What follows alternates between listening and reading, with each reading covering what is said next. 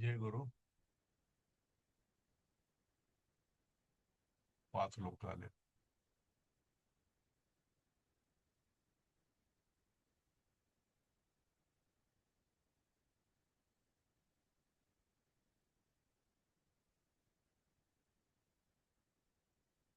जय गुरु. मी दिलीप चौसाळकर.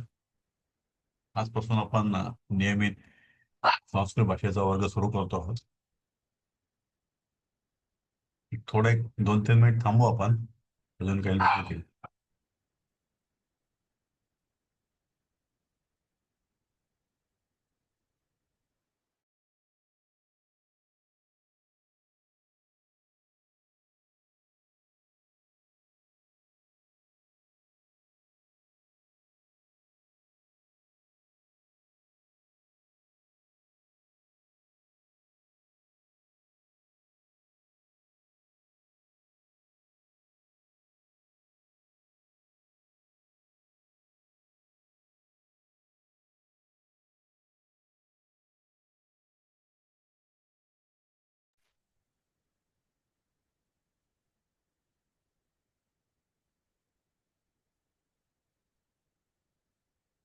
सुरू करूया आपण. सीमाताई, विद्याताई, अपर्णाताई. क्लास हो सुरू करूया सर. करूया ना. हो हो हो सुरू करूयात सर. हा, सुरू तर करूयात. करूया. येते तोपर्यंत होते. सर्वांना जय गुरु.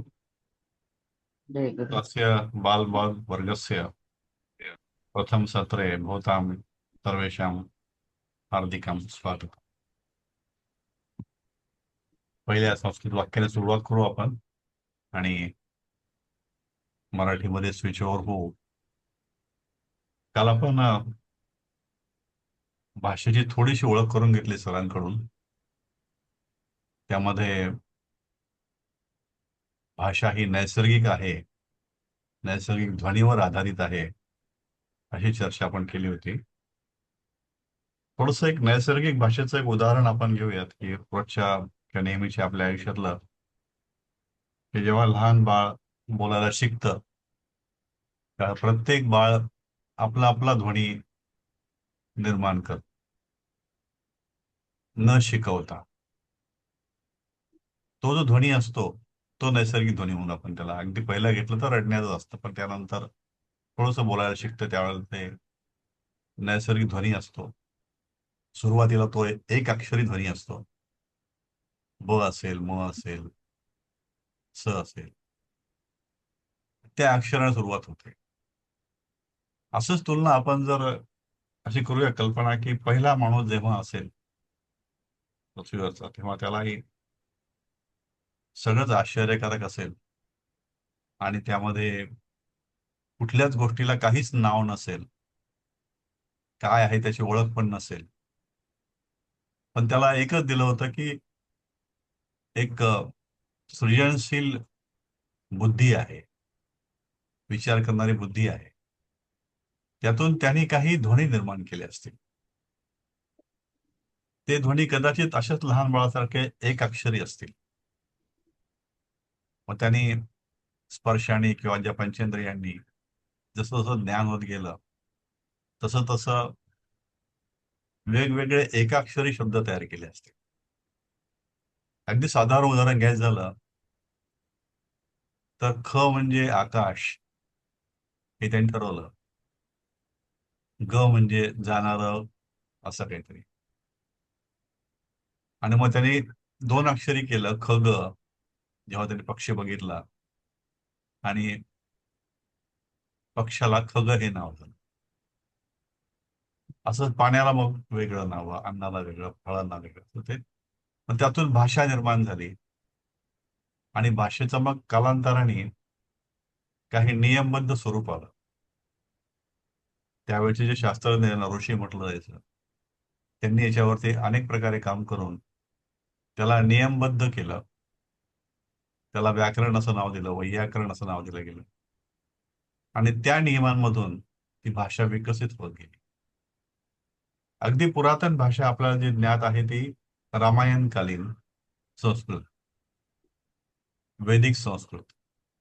आणि आता आपण जे संस्कृत वापरतो त्याला प्राकृत किंवा सध्याचं प्रचलित संस्कृत असं म्हणूया.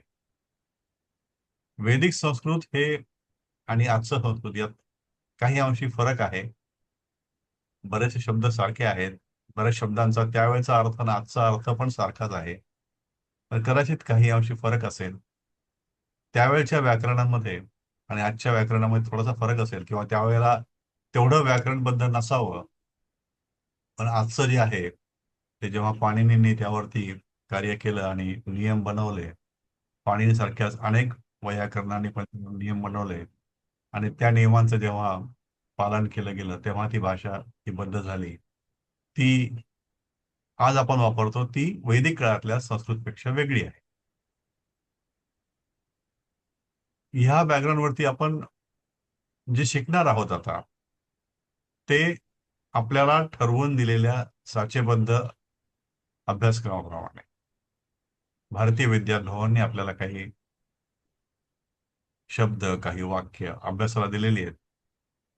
कदाचित ते ज्यांनी आपल्याला अभ्यास केलेला आहे पूर्वी त्यांना खूप सोपे वाटतील, पण तरी आपल्याला ते अभ्यासक्रमाचा भाग आहे म्हणून ते करणं आवश्यक आहे आणि आपण ते सुरुवात करूया त्याला.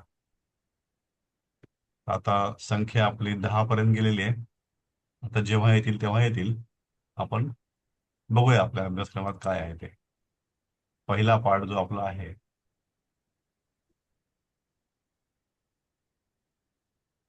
हा स्क्रीन दिसतोय सर्वांना? दिसतोय हो, दिसतोय. दिसतोय. आता हे जे आपण शिकणार आहोत हे सगळे मिळून शिकूयात. तुम्ही आणि मी मिळून शिकूयात. म्हणजे इंटरॅक्टिव्ह ठेवू आपण त्याला. खूप सोपं आहे. अगदी सोपं असल्यामुळे काय होतं की त्याला समजावून सांगण्यासारखं असं काही नाही. भाषा आहे, थोडीशी सवय व्हावी बोलण्याची, ऐकण्याची, समजण्याची, एवढा यातला उद्देश आहे. म्हणून आपण सुरुवात करूया. परवा सुरुवातीपासून मी करतो. इथे पहिला शब्द, पहिला जो आहे तो शब्द हा लिहिलेला इथे आपल्या वर दिसेल डाव्या हाताला शब्द हा, म्हणजे शब्द दिलेत खाली आणि शब्द हा हे त्याचं बहुवचन आहे. बहुवचन म्हणजे आपण मराठीत त्याला अनेक वचन म्हणतो. आणि समोर जे दोन टिंब आहेत ती विसर्ग आहेत. संस्कृतमध्ये अनेक शब्दांना विसर्ग देण्याचे काही नियम आहेत, काही पद्धती आहेत. अनेक शब्द असल्यामुळे त्यांनी वरती शब्द हा असं लिहिलं आहे. पहिला जो शब्द आहे तो मी वाचीन, त्यानंतर आपण मग सिरियल एक एक जण घेऊयात त्याला. पहिला शब्द आहे त्वम. त्वम मध्ये आपल्याला काल सरांनी सांगितल्याप्रमाणे जे म आहे त्याचा पाय तोडलेला आहे. माहितीये, त्याला हलंत म्हणतात. अशा शब्द म्हणजे असं जो शब्द पूर्ण नसतो तो हलंत असतो. त्याचा उच्चार अर्धा केला जातो, म नाही केला जातो. म अर्धा केला. त्वम. त्वम हे एक सर्वनाम आहे. मराठीमधलं तू आहे, त्याचा अर्थ तू. हे एक सर्वनाम आहे. इथे दिलेलं आहे मराठी, हिंदी आणि इंग्रजी. तू सर्वनाम, हिंदीमध्ये पण तूच आणि इंग्रजीमध्ये यू प्रोनाउन. अशा प्रकारे आपण त्याला अभ्यास करूया. आता पुढचे जे शब्द आहेत 10-12 ते तुम्ही एकामागे आपण घेऊयात. सुरुवातीला विद्याताई, पहिला शब्द आपण वाचा. पत्रम म्हणजे पत्र, पत्र, लेटर. हा, पत्रम. पत्रम हे एक नाम आहे. त्वम हे सर्वनाम आहे. आणि त्याचा अर्थ मराठीमध्ये जसं पत्र आहे तसंच आहे. म्हणजे मराठीमधले शब्द बरेचसे आणि संस्कृतमधले हे समान आहेत. कुठे कुठे फरक आहे आपल्याला नंतर कालांतराने कळेल. काही शब्द हे आपल्या वापरात नसलेले आहेत, पण काही ठिकाणी साधं म लावून सुद्धा ती पुस्तकं शब्द तयार झाले. पुढचा निशिगंधा मॅडम. हा. पुस्तकम, हम्म, त्याचं मराठीत पुस्तक, हिंदीत पुस्तक आणि इंग्लिशमध्ये अ बुक. बुक. माधवी धसे, तिसरं. अक्षरं, त्याचं मराठीमध्ये अक्षर, अक्षर आणि हा, इंग्लिशमध्ये अल्फाबेट. अल्फाबेट. हम्म. पुढे सीमाताई, वाचाल तुम्ही पाचवा. सीमा सोनसळे. तुम्ही अनम्यूट केलंय, आवाज येत नाहीये. अपर्णाताई. एकम हम्म. मराठीत हिंदीत एक, मराठीत एक, इंग्लिशमध्ये वन.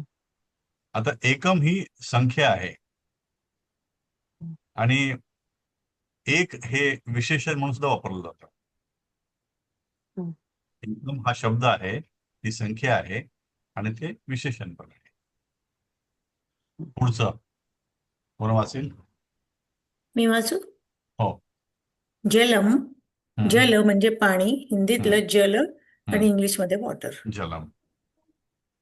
पुढचं अजून कोण राहिलंय? रिपीट होत आहे हा, पुढचं मी आता. वाचते सर. हा. मी वाचते. हो, कल्पना वाला. दुग्धम. दुग्धम मराठीत दूध, हिंदीमध्ये दूध आणि मिल्क इंग्लिशमध्ये. ही 6 शब्द झाली आपली. यातले पहिले 2-3 जे आहेत ते नाम आहेत, हे विशेषण आहे आणि पुन्हा खाली नाम सुरू झालेलं आहे. पुढचं आता कोण राहिलंय न बोललेल्यापैकी? मी हा. मी वाचते. घृतम तूप, घी, घी. आता आपल्या मराठीमध्ये घृत हा शब्द प्रचलित आहे. पर्टिक्युलरली आयुर्वेदामध्ये बऱ्याचशा प्रकारचे घृत दिले जातात, तुपामध्ये मिश्रित करून त्या ठिकाणी त्याची प्रक्रिया करून. तर हा मूळ शब्द संस्कृत मधला घृतम असा आहे. घृत. घृतम. पुढचा पुढे कोण घेईल? अपर्णा बरोबर की? वाचू? हा. हो, वाचा हॅलो. वाचा.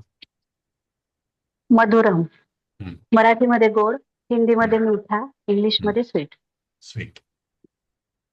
पुढचा स्वच्छम स्वच्छ, स्वच्छ, क्लीन, क्लिअर. क्लिअर. आता हे आतापर्यंत शब्द आले ते साधारणपणे मराठी आणि मराठी मिळते जुळते असलेले संस्कृत शब्द. आता पुढचं मी घेऊया. वाचू. हो, वाचा. न, नाही मराठीमध्ये, नाही हिंदी, नॉट इंग्लिश. मा, नको, मत, नॉट. ओके. आता इथे त्वम, हा, तू, तू यू. हा, ओके. आता इथे न जे आहे, न चा अर्थ नाही असा होतो आणि माचा अर्थ नको असा होतो. थोडस वापरताना केव्हा तरी कन्फ्युज होऊ शकतं, मा की न. तर नाही आणि नको हा फरक आपला लक्षात ठेवायचा. न लिहायचा आणि मा लिहायचा, किंवा न बोलायचं आणि मा बोलायचं. आता इथे आपण शब्द बघितले, एक 10-12 शब्द बघितले. याच 10-12 शब्दांचा 12 शब्दांचा उपयोग करून आपण काही छोटी छोटी वाक्य करणार आहे. त्याच्या आधी क्रियापदानी, शब्द क्रियापद आहे, त्याचं बहुवचन त्यांनी केलंय क्रियापदानी. आपल्याला अभ्यासाला त्यांनी 3 क्रियापदं दिली. हे वाचताना आपल्याला काही कंसामध्ये दिलेलं आहे आणि कंसाच्या बाहेर काही दिलेलं आहे. जे कंसामध्ये दिलेलं आहे त्याला म्हणायचं धातू. त्या प्रत्येक शब्द संस्कृत मधला जो आहे तो धातूपासून तयार झालेला आहे. हे धातू 1 अक्षरी असेल, 2 अक्षरी असेल. साधारणपणे प्रत्येक धातूचा जो असतो शेवटचा शब्द हा हलंत आहे. तर पहिला शब्द आहे पठ. पठ हा धातू आहे आणि पठ पासून जे क्रियापद तयार झालं ते आहे पठ. त्याचा उच्चार ठचा पूर्ण करायचा. अर्थ साधा सरळ आहे. पठ म्हणजे जसं हिंदी मधलं जे पठ आहे तेच संस्कृत मधलं पठ आहे. वाच, शिक. हिंदीमध्ये पढ, सीख. इंग्लिशमध्ये रीड, लर्न. दुसरं जे आहे लिख, आणि त्याचं तयार झालेलं क्रियापद आहे लिख. त्याचा अर्थ लिही, लिख, राईट. तिसरा शब्द जो आहे तो वरच्यापेक्षा थोडा वेगळा आहे. हे पठ आणि लिख ह्याचं जर आपण बघितलं तर हे अकारांत शब्द आहे. अ म्हणजे तिथे त्याला पुढे काना नाहीये. ज्याचा शेवट हा साधारणपणे अ पासून अ असतो. पठ अ, लिख अ असं होईल. त्याच्यामध्ये अ आपण ऍड केला, पठ मध्ये जर आपण अ ऍड केलं, पठ अधिक अ, तर ते पठ होतं. लिख अधिक अ, तर ते लिख होतं. पण काही धातू असे पण आहेत की जे पूर्णाक्षरी आहेत. जसं खालचं आपण बघितलं पा, पाचा अर्थ पिणे असं होतं. लिखचा अर्थ लिहिणे, पठचा अर्थ वाचणे. तर पाचा अर्थ पिणे होतं. त्यापासून क्रियापद तयार झालं पिब, आणि त्याचा मराठीमध्ये अर्थ पी, हिंदीमध्ये पी आणि इंग्रजीमध्ये ड्रिंक. तर ह्या 3 क्रियापदांचा वापर करून आपण छोटी छोटी वाक्य करू. ती वाक्य आपण सगळे म्हणून वाचू. वाक्याणी, वाक्य हे त्यातलं क्रियापद, शब्द, आणि त्याचं बहुवचन झालं वाक्याणी. त्यातला पहिला भाग आहे. तिन्ही आपल्याला दिलेत क्रियापद त्यांनी. तर आपण सुरुवात करूया. पहिल्यांदा विद्याताई तुम्ही वाचा पहिलं. त्वम पठ, तू वाच हिंदी, तू पत्र पढ़ इंग्लिश, यू रीड. हा तुम्ही हा म्हणजे आपण काय करूया याला, की पहिलं जे पठ जे दिले तेच वाचूया. हा. पठ, वाच, पठ, पढ, रीड. वाच, रीड. पठ, याच्यामध्ये काय झालं, हा वाच, पढ़, रीड. हा याचा अर्थ काय होतं, की हे एक अक्षरी वाक्य आहे, एक अक्षरी आज्ञार्थी वाक्य आहे. दुसरं, निशिगंधा मॅडम. त्वम लिख, तू लिही, तू लिख हम्म, and you write. हम्म. लिख, लिही, लिख, राईट. लिख, लिही, लिख, राईट. पिब, P, drink. हे एक अक्षरी पासून पुढे मग त्याने त्वम लावला दुसऱ्या याच्यामध्ये. त्वम पठ, त्वम लिख, त्वम पिब. म्हणजे एक अक्षरी वाक्य सुद्धा आहे. त्यातून आपण त्वम त्यात वाढवलं आणि स्पेसिफिकली तू म्हटलं.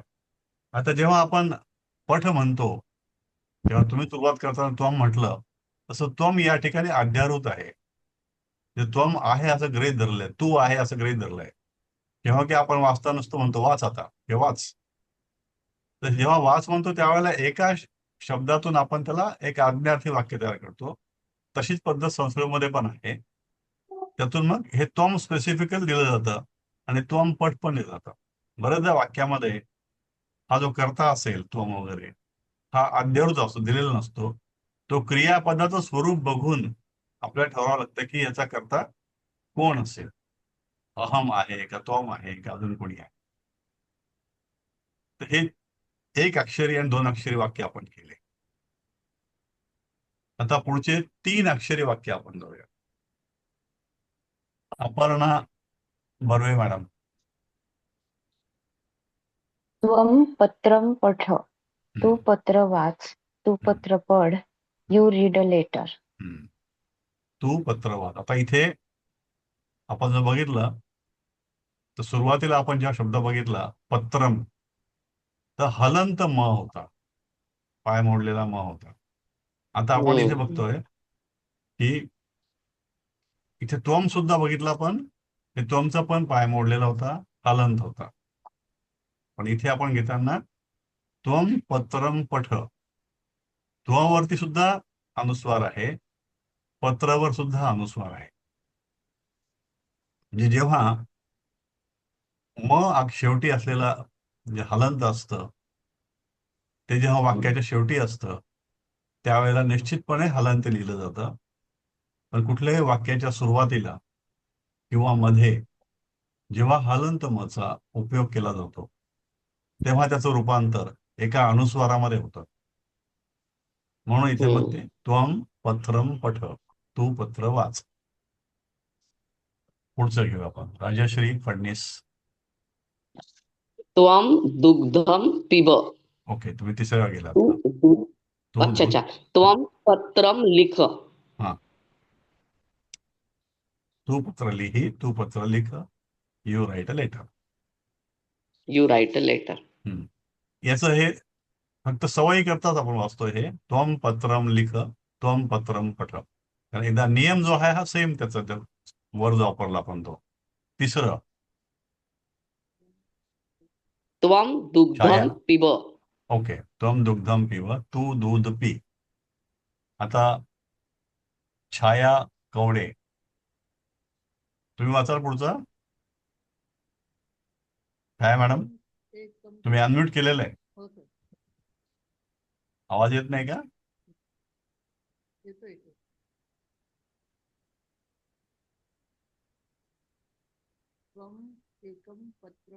अजून कोण आहे खाली? बरेच लोक आहेत नाही का? सीमा सोनसळे, तुम्ही वाचाल. आवाज येत नाही का? आहे फोन. व्ही केळकर, नाही आवाज येत नाही तुमच्या कोणाचा. येतोय मी हा. वाचते. आहे 4 अक्षरी. त्वं त्वं हम्म. एकं पत्रं पठ. त्वम तू एक एकम. पत्र वाच. तू एक पत्र पढ. हिंदीमध्ये, इंग्रजीमध्ये यू रीड अ लेटर. त्वम एकम पत्रम पठ. फक्त यामध्ये सवयीचा भाग एवढाच आहे की पठचा उच्चार जो पूर्ण केला पाहिजे आणि बाकीच्या प्रत्येकावरती अनुस्वार आहे, याची आपण काळजी घ्यायची. पुढे कोण आहे आता? हे कनेक्टिंग मी टू. वाचू का सर? हा, वाचा. त्वं त्वं एकं पत्रं लिख. लिख. हा, तू एक पत्र लिही. तू एक पत्र लिही. ओके. तू एक पत्र लिख. Hmm. You write a letter. Okay. Madhavi Dhase, आहात का तुम्ही? माधवी मॅडम. हो, आहे आहे. हम्म. त्वं तिसरं. मधुरं दुग्ध त्वम मधुरम दुग्धम पिब. दुग्धम पिब. तू गोड दूध पी. गोड दूध तू पी. मीठा दूध पी. हम्म.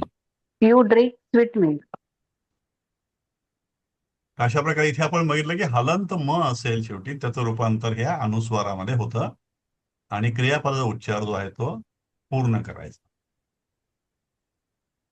आता इथे आपण थोडा प्रयत्न करूया.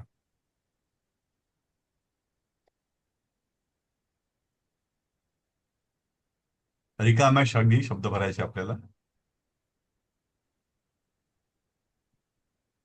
त्वम रिक्त स्थान, जलम रिक्त स्थान. इथे आपल्याला आपण जे शब्द शिकलो त्यातले शब्द वापरून भरायचे. कोण प्रयत्न करील? सांगू. त्वं हो, हा. स्वच्छं मधुरं. जलं पिब. हा, त्वम स्वच्छम जलम पिब. त्वं मधुरं जलं पिब. मधुरम जलम पिब. ओके. पुढचं वाक्य. त्वम रिक्त स्थान, पुस्तकम रिक्त स्थान. त्वं एकं पुस्तकं पुस्तक पठम. पठ. पठम. पठम.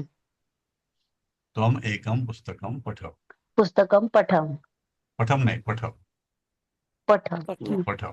पूर्ण उच्चार ठेवायचा. आता तिसरं. त्वं पत्रं लिख. पत्रम. पत्रं लिख. पत्रम लिख.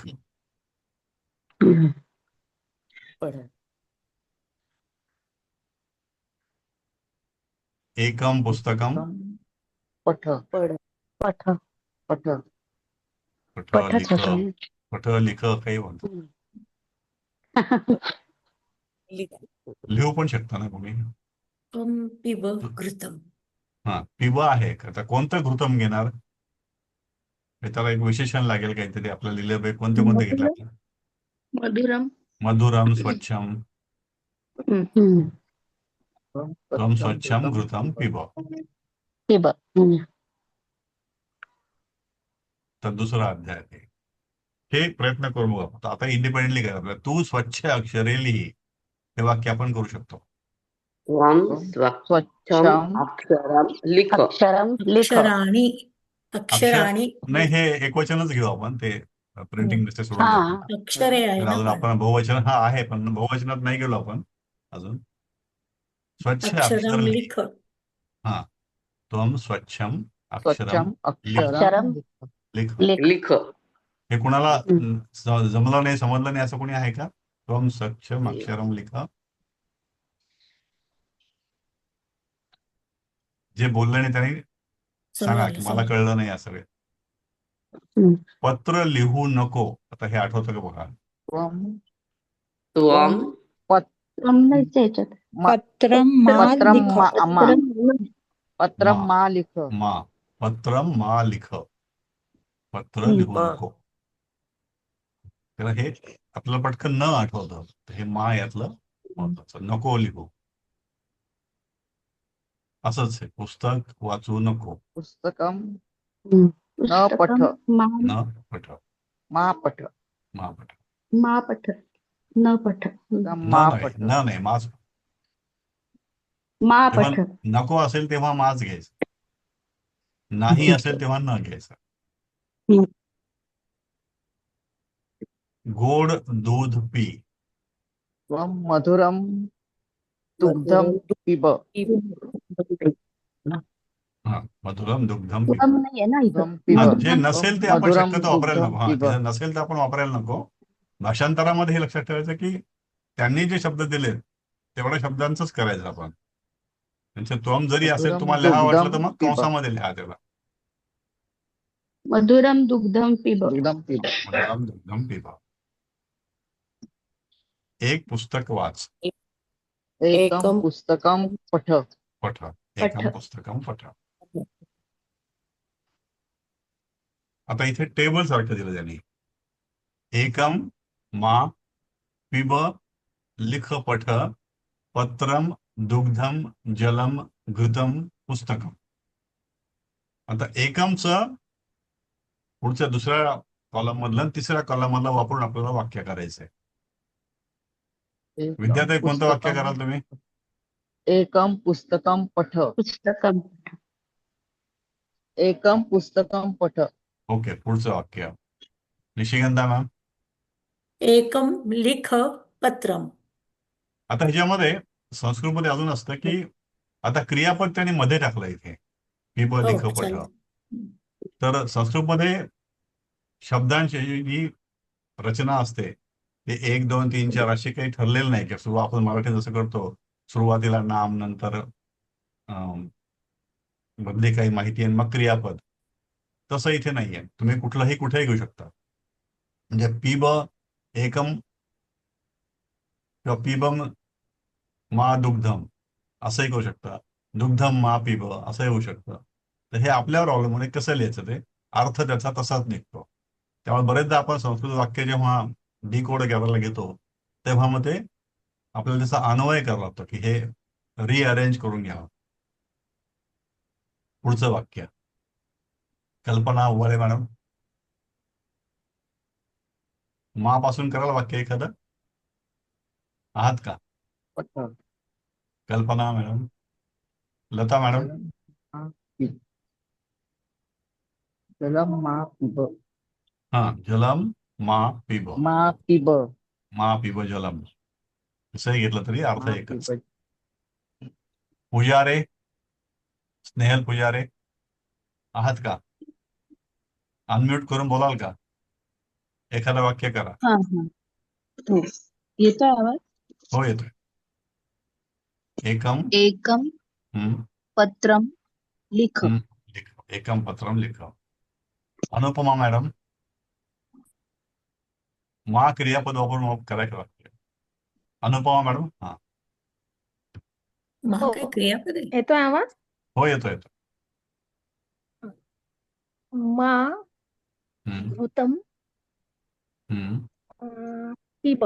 एकच आहे ऑप्शन तिथे. कारण घृतम लिख करू शकत नाही. घृतम ट्राय करू शकत. अजून एखादं कोणी काय? ट्राय करणार का? मा हा. जलम हम्म. पिब. या जलम पिबा.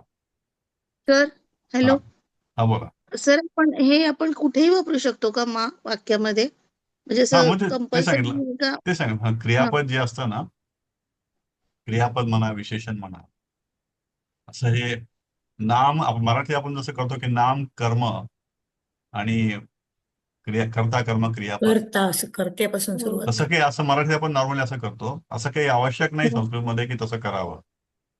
आता इथं सर मा हा नकारार्थीच आहे ना फक्त. नकारार्थ आहे. नकारार्थ. हा.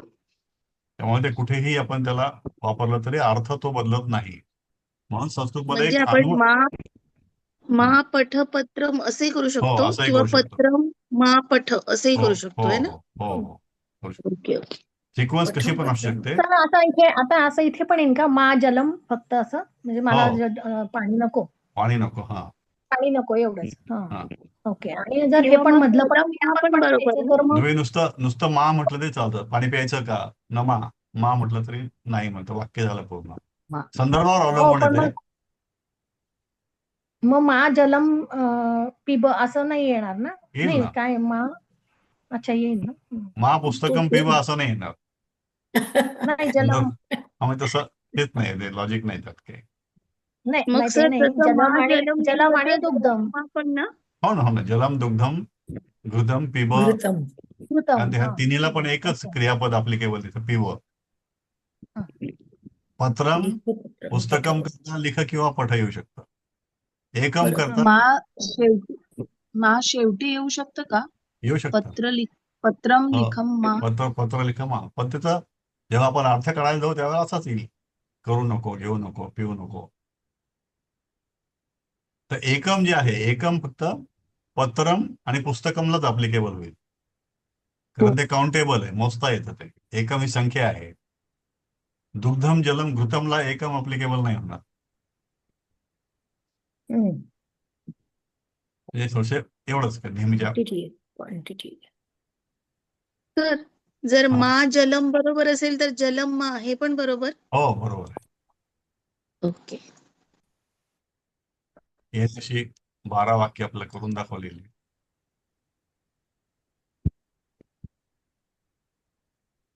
एकम पत्रम लिख, एकम पुस्तकम पठ, एकम पत्रम पठ, दुग्धम पिब, घृतम पिब, जलम पिब, मा पत्रम लिख, मा पत्रम पठ, मा दुग्धम पिब, मा जलम पिब, मा घृतम पिब, मा पुस्तकम पठ.